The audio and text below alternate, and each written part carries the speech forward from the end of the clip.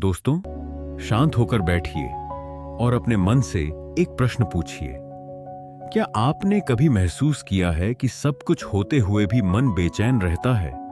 धन है, परिवार है, भोजन है, फिर भी भीतर कोई खालीपन है। ऐसा क्यों? क्या परेशानी केवल गरीब की होती है या अमीर भी उतना ही दुखी होता है? बहुत समय पहले श्रावस्ती नगर में सुदर्शन नाम का एक अत्यंत धनी व्यापारी रहता था। उसके पास सोना चांदी, बड़े बड़े महल, नौकर चाकर और सम्मान की कोई कमी नहीं थी। नगर के लोग उसे भाग्यशाली मानते थे, लेकिन रात होते ही उसकी आंखों से नींद गायब हो जाती थी। वह भविष्य की चिंता करता। उसे डर लगता कि कहीं उसका धन न चला जाए, कहीं परिवार में कोई अनहोनी न हो जाए, कहीं लोग उसका सम्मान छीन न लें। दिन में वह मुस्कुराता था, लेकिन रात में अकेले बैठकर रोता था। एक दिन उसने सुना कि भगवान बुद्ध पास के जेतवन विहार में ठहरे हैं।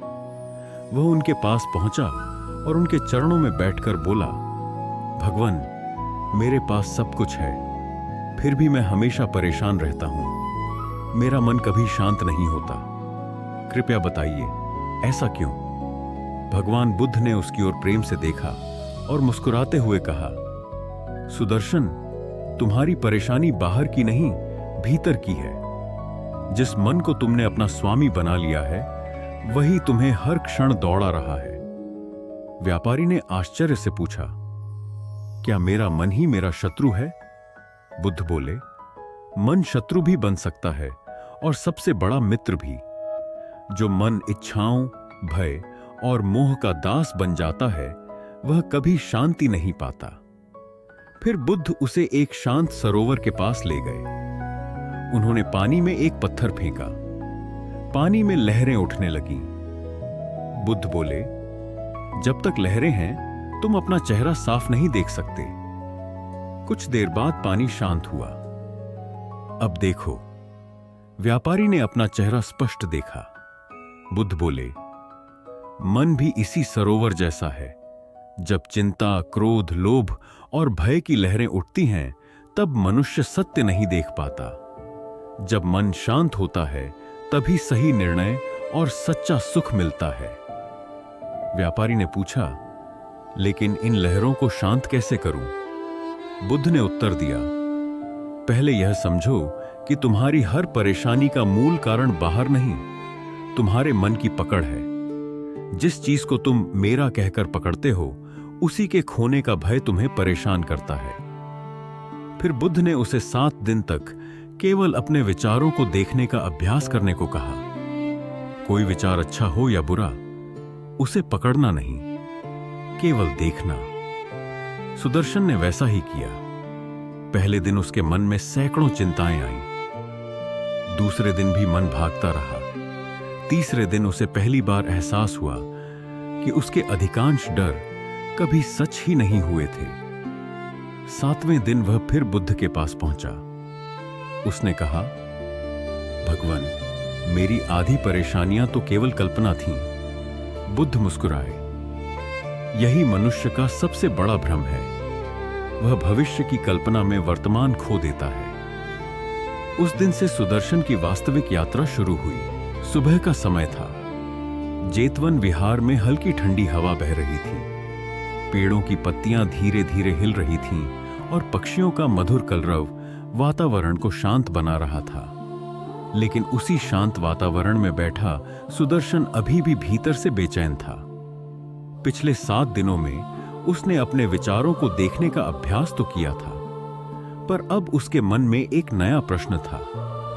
वह भगवान बुद्ध के पास पहुंचा, उनके चरणों में प्रणाम किया और बोला, भगवान, मैंने आपके कहने पर अपने विचारों को देखना शुरू किया। अब मुझे यह समझ में आने लगा है कि मेरे मन में हर दिन सैकड़ों विचार आते हैं। कुछ भविष्य का डर दिखाते हैं, कुछ बीते हुए अपमान को याद दिलाते हैं, कुछ धन खोने का भय पैदा करते हैं। लेकिन मैं इन विचारों से मुक्त कैसे हूं? वे अपने आप आते हैं और मुझे परेशान कर देते हैं।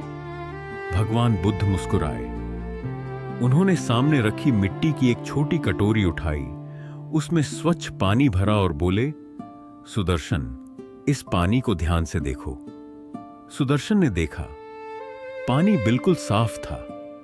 तभी बुद्ध ने उसमें एक मुट्ठी धूल डाल दी। कुछ ही क्षणों में पानी मटमैला हो गया। बुद्ध ने पूछा, क्या अब तुम इस पानी में अपना चेहरा देख सकते हो? सुदर्शन ने कहा, नहीं भगवन। बुद्ध बोले, यदि मैं इस पानी को बार बार हिलाता रहूं तो क्या यह कभी साफ होगा? नहीं। तो फिर इसे साफ करने का उपाय क्या है? सुदर्शन कुछ देर सोचकर बोला, इसे बिना छेड़े छोड़ देना होगा। धूल अपने आप नीचे बैठ जाएगी और पानी फिर से साफ हो जाएगा। बुद्ध मुस्कुराए, यही तुम्हारे मन का रहस्य है। तुम अपने विचारों से हर समय लड़ते रहते हो, उन्हें रोकने की कोशिश करते हो, दबाने की कोशिश करते हो, इसलिए वे और अधिक शक्तिशाली होकर लौट आते हैं। यदि तुम केवल उन्हें देखना सीख जाओ तो वे धीरे धीरे स्वयं शांत हो जाएंगे। सुदर्शन पहली बार इस बात को गहराई से समझने लगा। बुद्ध आगे बोले, मनुष्य की सबसे बड़ी भूल यह है कि वह हर विचार को सच मान लेता है। लेकिन विचार केवल बादलों की तरह हैं, वे आते हैं और चले जाते हैं। यदि तुम हर बादल को पकड़ने लगोगे तो कभी आकाश नहीं देख पाओगे। उस दिन बुद्ध ने सुदर्शन को एक नया अभ्यास दिया। उन्होंने कहा, आज से अगले 30 दिनों तक तुम दिन में 3 बार शांत बैठोगे, आंखें बंद करोगे, सांस को सामान्य रहने दोगे और जो भी विचार आए केवल उसे देखोगे। न उसे अच्छा कहोगे न बुरा, न उसके पीछे भागोगे न उससे लड़ोगे, केवल साक्षी बनोगे। पहले दिन यह अभ्यास बहुत कठिन लगा।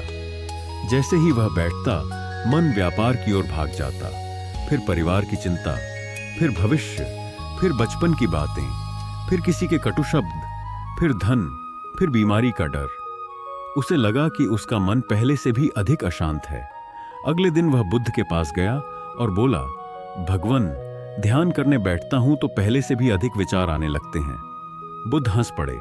उन्होंने कहा, विचार बढ़े नहीं हैं सुदर्शन, पहले तुम उन्हें देख नहीं रहे थे, अब पहली बार तुम्हारी आंखें खुली हैं। उन्होंने आगे कहा, कल्पना करो कि एक घर कई वर्षों से बंद पड़ा है। जब तुम पहली बार उसकी सफाई करोगे तो सबसे पहले धूल ही दिखाई देगी। इसका अर्थ यह नहीं कि धूल अभी आई है, वह पहले से थी, अब केवल दिखाई दे रही है। सुदर्शन को बात समझ आने लगी। दिन बीतते गए। धीरे धीरे उसने देखा कि हर चिंता कुछ क्षण बाद स्वयं समाप्त हो जाती है। जो विचार पहले पहाड़ जैसे लगते थे, वे अब केवल आते जाते बादल जैसे लगने लगे। एक दिन वह नदी के किनारे बैठा था। उसने बहते हुए पानी को देखा। तभी उसे बुद्ध की बात याद आई। विचार नदी की धारा जैसे हैं। यदि तुम नदी में कूद जाओगे तो बह जाओगे, यदि किनारे बैठकर देखोगे तो सुरक्षित रहोगे। उस दिन पहली बार उसने अपने विचारों को पकड़ने के बजाय केवल गुजरते हुए देखा, और आश्चर्य, उसका मन कुछ देर के लिए बिल्कुल शांत हो गया। वह शांति कुछ ही क्षणों की थी, लेकिन वर्षों बाद पहली बार उसने भीतर सन्नाटा महसूस किया। उसकी आंखों से आंसू बह निकले। वह समझ गया कि शांति बाहर कहीं नहीं थी, वह तो हमेशा उसके भीतर थी। शोर केवल विचारों का था। कुछ दिनों बाद सुदर्शन फिर बुद्ध के पास पहुंचा।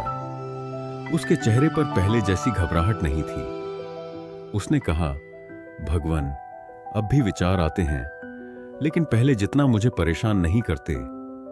बुद्ध बोले, यही पहला कदम है। मन को समाप्त करना लक्ष्य नहीं है, मन को समझना लक्ष्य है। जिस दिन तुम मन को समझ लोगे, उसी दिन मन तुम्हारा सेवक बन जाएगा। फिर बुद्ध ने एक और गहरी बात कही। मनुष्य संसार से नहीं हारता, अपने ही विचारों से हारता है। संसार में जितने भी दुख हैं, उनमें से अधिकांश वास्तविक नहीं होते, वे केवल मन की कल्पनाएं होती हैं। मन भविष्य का भय बनाता है, अतीत का बोझ उठाता है और वर्तमान को नष्ट कर देता है। उन्होंने आगे कहा, इसलिए जो व्यक्ति वर्तमान क्षण में जीना सीख लेता है, वही सच्ची शांति प्राप्त करता है। सुदर्शन ने पूछा, भगवान, क्या केवल विचारों को देख लेने से जीवन बदल सकता है? बुद्ध ने उत्तर दिया, नहीं, यह केवल शुरुआत है। जब विचार शांत होने लगते हैं तब मन की गहराई में छिपी इच्छाएं, अहंकार और मोह दिखाई देने लगते हैं। जब तक उन्हें नहीं समझोगे तब तक पूर्ण शांति नहीं मिलेगी। सुदर्शन ने प्रणाम किया और कहा, भगवान, मैं सीखना चाहता हूं, चाहे जितना समय लगे। बुद्ध ने उसके सिर पर हाथ रखा और कहा, जिस दिन सीखने की इच्छा जाग जाती है उसी दिन परिवर्तन शुरू हो जाता है। उस दिन सूर्य अस्त हो रहा था, आकाश सुनहरे रंग में रंग गया था। सुदर्शन धीरे धीरे विहार से बाहर निकला।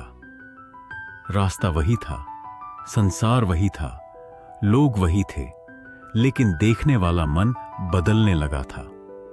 उसे अब समझ आने लगा था कि मनुष्य हमेशा इसलिए परेशान रहता है क्योंकि वह अपने विचारों का मालिक नहीं, उनका गुलाम बन जाता है। और यही गुलामी धीरे धीरे समाप्त होने लगी थी। जेतवन विहार में उस दिन सुबह का वातावरण अत्यंत शांत था। पूर्व दिशा से उगते सूर्य की किरणें वृक्षों की शाखाओं से छनकर धरती पर पड़ रही थीं। पक्षियों का मधुर संगीत पूरे वन में गूंज रहा था। दूर दूर तक फैली हरियाली मानो यह संदेश दे रही थी कि प्रकृति में कोई जल्दी नहीं होती। फिर भी सब कुछ समय पर होता है। लेकिन सुदर्शन के मन में अब भी एक प्रश्न बार बार उठ रहा था। पिछले कई दिनों से वह भगवान बुद्ध की बताई हुई पहली तकनीक, विचारों का निरीक्षण, का अभ्यास कर रहा था। उसके भीतर पहले की तुलना में शांति बढ़ी थी। फिर भी कभी कभी अचानक कोई इच्छा जाग जाती और उसी के साथ बेचैनी भी लौट आती। उसने देखा कि जब उसे अधिक धन कमाने की इच्छा होती तो मन अशांत हो जाता। जब वह चाहता कि लोग उसकी प्रशंसा करें तो किसी की आलोचना उसे भीतर तक चोट पहुंचा देती। जब वह चाहता कि उसका परिवार हमेशा उसकी बात माने तो विरोध होते ही क्रोध और दुख पैदा हो जाते। वह समझ नहीं पा रहा था कि आखिर ऐसा क्यों होता है। वह उसी समय भगवान बुद्ध के पास पहुंचा और विनम्रता से बोला, भगवान, अब मैं अपने विचारों को पहचानने लगा हूं, लेकिन मैंने एक और बात देखी है। जब भी कोई इच्छा पूरी नहीं होती, मन तुरंत परेशान हो जाता है। क्या इच्छाएं ही दुख का कारण हैं?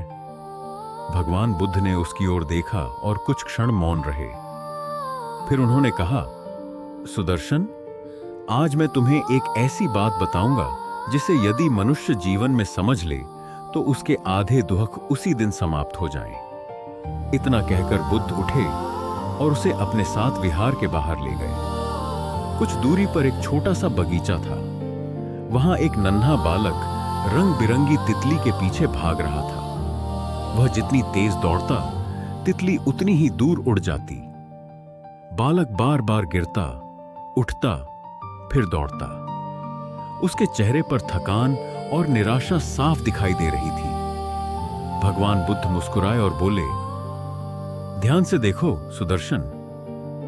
कुछ देर बाद वही बालक दौड़ना छोड़कर एक पेड़ के नीचे शांत बैठ गया। कुछ ही मिनटों में वही तितली उड़ते उड़ते उसके कंधे पर आकर बैठ गई। बुद्ध ने पूछा, तुमने क्या देखा? सुदर्शन बोला, जब वह तितली के पीछे भाग रहा था तब उसे कुछ नहीं मिला, लेकिन जब वह शांत बैठ गया तब तितली स्वयं उसके पास आ गई। बुद्ध बोले, यही मनुष्य का जीवन है। वह सुख के पीछे भागता रहता है। धन, सम्मान, प्रसिद्धि, शक्ति, प्रशंसा, हर चीज के पीछे दौड़ता है। लेकिन जितना अधिक भागता है उतनी ही बेचैनी बढ़ती जाती है। फिर बुद्ध ने गंभीर स्वर में कहा, इच्छा स्वयं समस्या नहीं है, समस्या उस इच्छा से चिपक जाना है। जब मन कहता है यह मुझे हर हाल में चाहिए, उसी क्षण दुख जन्म ले लेता है। सुदर्शन बहुत ध्यान से सुन रहा था। बुद्ध ने आगे कहा, कल्पना करो कि तुम्हारे हाथ में जलता हुआ अंगारा है। तुम उसे कसकर पकड़ लो और कहो, यह मेरा है, बताओ जलोगे या नहीं? सुदर्शन बोला, अवश्य जलूंगा भगवन। बुद्ध ने कहा, बस यही आसक्ति है, वस्तु तुम्हें नहीं जलाती, उसे पकड़ने की जिद तुम्हें जलाती है। यह सुनकर सुदर्शन के मन में जैसे बिजली सी कौंध गई। उसे अपने जीवन की अनगिनत घटनाएं याद आने लगीं। जब उसने अधिक धन कमाने की जिद की थी, जब उसने अपने बेटे से कहा था कि वही व्यापार संभाले, जबकि बेटे की इच्छा कुछ और थी। जब उसने अपने मित्र से अपेक्षा की थी कि वह हर परिस्थिति में उसका साथ देगा। जब ऐसा नहीं हुआ तो वही अपेक्षाएं उसके दुहक का कारण बन गई। उसने धीरे से कहा, भगवन, तो क्या मेरी परेशानियों का कारण संसार नहीं, मेरी अपेक्षाएं हैं? बुद्ध मुस्कुराए। संसार अपनी गति से चलता है। दुख तब पैदा होता है जब तुम चाहते हो कि संसार तुम्हारी इच्छा के अनुसार चले। उस दिन बुद्ध ने सुदर्शन को एक नया अभ्यास दिया। उन्होंने कहा, आज से हर रात सोने से पहले अपने आप से 3 प्रश्न पूछना। आज मैं किस बात से परेशान हुआ? उसके पीछे मेरी कौन सी अपेक्षा छिपी थी? यदि मैं उस अपेक्षा को छोड़ दूं, तो क्या मेरा दुख भी समाप्त हो जाएगा? सुदर्शन ने उसी दिन से यह अभ्यास शुरू कर दिया। पहली रात उसने लिखा, आज मैं इसलिए दुखी हुआ क्योंकि मेरे सेवक ने मेरी बात तुरंत नहीं मानी। फिर उसने दूसरा प्रश्न लिखा, मेरी अपेक्षा थी कि हर व्यक्ति हमेशा मेरी बात माने। तीसरा प्रश्न, यदि मैं यह अपेक्षा छोड़ दूं कि सब मेरे अनुसार चलें, तो क्या मैं शांत रह सकता हूं? उत्तर था, हां। उस दिन पहली बार उसे अपने ही मन का छल दिखाई दिया। दिन बीतते गए। अब वह हर छोटी बड़ी घटना में अपनी अपेक्षाओं को पहचानने लगा। एक दिन बाजार में अचानक वर्षा होने लगी। लोग घबराकर दुकानों की ओर भागने लगे। लेकिन उसी वर्षा में कुछ किसान खुशी से झूम रहे थे। सुदर्शन ने आश्चर्य से पूछा, एक ही वर्षा किसी को दुखी और किसी को प्रसन्न कैसे कर सकती है? बुद्ध बोले, घटना एक ही होती है। दुख या सुख तुम्हारी अपेक्षा तय करती है। व्यापारी चाहता था कि बारिश न हो, किसान चाहता था कि बारिश हो। वर्षा तो केवल वर्षा थी। फिर बुद्ध ने कहा, इस संसार की अधिकांश घटनाएं तटस्थ होती हैं। मन अपनी इच्छा के अनुसार उन्हें अच्छा या बुरा बना देता है। धीरे धीरे सुदर्शन बदलने लगा। अब यदि कोई उसकी प्रशंसा करता तो वह मुस्कुरा देता। यदि कोई आलोचना करता तब भी वह शांत रहता। उसने समझ लिया था कि दूसरों की राय उसके मन की शांति से अधिक मूल्यवान नहीं है। एक दिन उसने भगवान बुद्ध से पूछा, भगवान, क्या ऐसा समय आएगा जब मैं कभी परेशान नहीं होऊंगा? बुद्ध ने उत्तर दिया, जब तक शरीर है परिस्थितियां आती रहेंगी, लेकिन जिस दिन तुम परिस्थितियों के दास बनने के बजाय उनके साक्षी बन जाओगे, उसी दिन शांति तुम्हारा स्वभाव बन जाएगी। फिर बुद्ध ने अंतिम शिक्षा दी, याद रखो सुदर्शन, इच्छा रखो लेकिन उसके गुलाम मत बनो। प्रयास करो लेकिन परिणाम से मत चिपको। प्रेम करो लेकिन अधिकार मत जमाओ। जीवन जियो लेकिन हर क्षण को पकड़कर रखने की कोशिश मत करो। यही स्वतंत्रता है, यही शांति का मार्ग है। सुदर्शन की आंखों में आंसू आ गए। उसे महसूस हुआ कि वर्षों से जिस शांति को वह धन, वैभव और सम्मान में खोज रहा था, वह तो उसके अपने मन के भीतर छिपी थी। उस दिन से उसने निर्णय लिया कि वह हर परिस्थिति में पहले अपने मन को देखेगा, फिर संसार को, और उसी क्षण उसके जीवन का एक नया अध्याय आरंभ हो गया। दोस्तों, यदि आपने कभी अपने जीवन में यह अनुभव किया है कि बिना किसी बड़े कारण के भी मन अचानक घबरा जाता है, भविष्य की चिंता सताने लगती है, छोटी सी बात पर क्रोध आ जाता है या किसी के एक शब्द से पूरी रात नींद नहीं आती, तो आज की यह कथा आपके लिए है। भगवान बुद्ध कहा करते थे, मनुष्य को संसार नहीं बांधता, उसके भीतर बैठा भय, क्रोध और मोह उसे बांधते हैं। जिस दिन मनुष्य इन्हें पहचान लेता है, उसी दिन उसकी मुक्ति का मार्ग खुल जाता है। सुदर्शन अब पहले जैसा नहीं रहा था। उसका चेहरा पहले की अपेक्षा शांत दिखाई देता था। व्यापार पहले की तरह चल रहा था, परिवार भी वही था, नगर भी वही था, लेकिन उसके भीतर कुछ बदलने लगा था। फिर भी भगवान बुद्ध जानते थे कि उसकी यात्रा अभी अधूरी है। एक दिन प्रातःकाल बुद्ध ने सुदर्शन को बुलाया और कहा, आज तुम मेरे साथ चलो। आज तुम्हें ऐसी शिक्षा मिलेगी जो तुम्हारे जीवन का अंतिम अंधकार भी दूर कर देगी। दोनों जंगल की ओर चल पड़े। कई कोस चलने के बाद वे एक विशाल बरगद के वृक्ष के नीचे पहुंचे। वहां एक वृद्ध किसान बैठा था। उसके सामने सूखी हुई फसल पड़ी थी। उसकी आंखों में आंसू थे। वह बार बार आकाश की ओर देखकर कह रहा था, हे ईश्वर, मैंने इतनी मेहनत की, फिर भी मेरी पूरी फसल नष्ट हो गई। अब मेरे परिवार का क्या होगा? सुदर्शन का हृदय पिघल गया। उसने धीरे से बुद्ध से पूछा, भगवान, यह व्यक्ति तो सचमुच दुखी है। इसकी परेशानी तो वास्तविक है। इसे मन की शांति कैसे मिल सकती है? भगवान बुद्ध उसके पास गए। उन्होंने किसान से पूछा, तुम्हें सबसे अधिक दुख किस बात का है? किसान बोला, फसल चली गई। अब भविष्य अंधकारमय है। मैं डर रहा हूं कि मेरा परिवार भूखा मर जाएगा। बुद्ध ने कुछ क्षण मौन रहकर कहा, तुम्हारी फसल नष्ट हुई है, लेकिन क्या तुम्हारा साहस भी नष्ट हो गया? किसान चुप रहा। बुद्ध बोले, जिस मनुष्य का साहस जीवित है, उसकी हार कभी स्थायी नहीं होती, लेकिन जो भय के आगे झुक जाता है, वह बिना लड़े ही हार जाता है। सुदर्शन यह सब सुन रहा था। वापसी के समय उसने पूछा, भगवान, भय इतना शक्तिशाली क्यों होता है? बुद्ध मुस्कुराए। उन्होंने रास्ते से एक रस्सी उठाई और उसे दूर फेंक दिया। संध्या का समय था। हल्का अंधेरा छा रहा था। दूर से देखने पर वह रस्सी सांप जैसी दिखाई दे रही थी। बुद्ध ने पूछा, सुदर्शन, तुम्हें क्या दिखाई दे रहा है? सुदर्शन घबरा गया। भगवान, सांप। बुद्ध उसके पास गए, रस्सी उठाई और उसके हाथ में रख दी। अब बताओ। सुदर्शन लज्जित होकर बोला, यह तो रस्सी है। बुद्ध ने गंभीर स्वर में कहा, यही भय का स्वभाव है।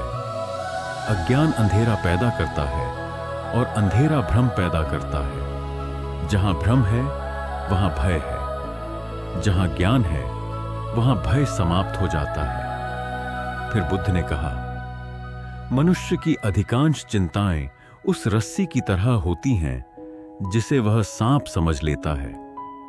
भविष्य के बारे में कल्पनाएं करता है और उन्हीं कल्पनाओं से डरकर वर्तमान भी खो देता है। सुदर्शन को अपनी पुरानी आदत याद आ गई। वह हर समय सोचता था, यदि व्यापार बंद हो गया तो? यदि मैं बीमार पड़ गया तो? यदि लोग मेरा सम्मान करना छोड़ दें तो? लेकिन इनमें से अधिकांश बातें कभी हुई ही नहीं थी। कुछ दिन बाद बुद्ध ने उसे एक और परीक्षा दी। उन्होंने कहा, आज तुम पूरे दिन बाजार में जाओ। यदि कोई तुम्हारी प्रशंसा करे तो केवल मुस्कुरा देना। यदि कोई अपमान करे तब भी मुस्कुरा देना। उत्तर मत देना। शाम को आकर मुझे बताना कि भीतर क्या हुआ। सुदर्शन ने वैसा ही किया। बाजार में कुछ लोगों ने उसकी उदारता की प्रशंसा की। उसे अच्छा लगा, लेकिन थोड़ी देर बाद एक व्यक्ति ने उसे लालची और अहंकारी कह दिया। उसके भीतर तुरंत क्रोध उठ गया। उसका मन चिल्लाना चाहता था, लेकिन उसे बुद्ध की बात याद आई। उसने गहरी सांस ली, कुछ नहीं बोला। शाम को वह बुद्ध के पास पहुंचा। भगवान, मेरा शरीर तो शांत रहा, लेकिन भीतर आग जल रही थी। बुद्ध मुस्कुराए। उन्होंने पूछा, वह आग किसने लगाई? सुदर्शन बोला, उस व्यक्ति ने। बुद्ध ने सिर हिलाया। नहीं, उसने केवल शब्द कहे। आग तुम्हारे अहंकार ने लगाई। फिर बुद्ध ने एक अत्यंत प्रसिद्ध उदाहरण दिया। उन्होंने कहा, यदि कोई व्यक्ति तुम्हारे लिए उपहार लेकर आए और तुम उसे स्वीकार ही न करो, तो वह उपहार किसके पास रहेगा? सुदर्शन बोला, जिसने लाया है उसी के पास। बुद्ध बोले, इसी प्रकार यदि कोई तुम्हें अपमान दे और तुम उसे स्वीकार न करो, तो वह अपमान भी उसी के पास लौट जाएगा। यह सुनते ही सुदर्शन का सिर झुक गया। उसे समझ में आ गया कि वर्षों से वह दूसरों के शब्दों को अपने हृदय में स्थान देता रहा, इसलिए स्वयं दुखी होता रहा। कुछ सप्ताह बाद उसके जीवन की सबसे बड़ी परीक्षा आई। उसके एक पुराने साझेदार ने व्यापार में धोखा दे दिया। बहुत बड़ी धनराशि का नुकसान हुआ। नगर के लोग कहने लगे, अब देखेंगे कि सुदर्शन की शांति कितने दिन रहती है। पहले वाला सुदर्शन होता तो क्रोध में जल उठता, लेकिन इस बार उसने स्वयं को शांत किया। वह सीधे भगवान बुद्ध के पास पहुंचा। बुद्ध ने पूछा, क्या खोया? सुदर्शन बोला, धन। बुद्ध ने फिर पूछा, क्या तुम्हारा विवेक खो गया? नहीं। क्या तुम्हारी ईमानदारी खो गई? नहीं। क्या तुम्हारी मेहनत करने की शक्ति चली गई? नहीं। बुद्ध मुस्कुराए, तो फिर वास्तव में क्या खोया? धन गया है, लेकिन यदि मन की शांति भी खो दोगे तो 2 बार हारोगे। उस रात सुदर्शन बहुत देर तक जागता रहा, लेकिन इस बार चिंता में नहीं। वह सोच रहा था, सचमुच धन तो फिर कमाया जा सकता है, लेकिन यदि मैंने अपनी शांति खो दी तो सबसे बड़ी हानि वही होगी। अगले दिन उसने फिर से नए उत्साह के साथ अपना काम शुरू किया। धीरे धीरे व्यापार भी संभल गया, लेकिन उससे भी बड़ा परिवर्तन यह था कि अब उसका मन परिस्थितियों का दास नहीं रहा। कुछ दिनों बाद बुद्ध ने अंतिम बार उससे कहा, सुदर्शन, याद रखो, क्रोध तब जन्म लेता है जब अहंकार को चोट लगती है। भय तब जन्म लेता है जब मन भविष्य की कल्पनाओं में खो जाता है। चिंता तब जन्म लेती है जब मन उस पर नियंत्रण चाहता है जो उसके नियंत्रण में नहीं है। जो व्यक्ति वर्तमान में जीना सीख लेता है, सत्य को स्वीकार कर लेता है और हर परिस्थिति में अपने मन का साक्षी बना रहता है, उसे कोई भी दुख लंबे समय तक बांध नहीं सकता। सुदर्शन की आंखें नम हो गईं। उसे महसूस हुआ कि अब वह वही व्यक्ति नहीं रहा जो कुछ महीने पहले जेतवन विहार आया था। उसने भगवान बुद्ध के चरणों में सिर रख दिया और पहली बार उसके भीतर ऐसी शांति उतरी जिसे शब्दों में व्यक्त करना संभव नहीं था।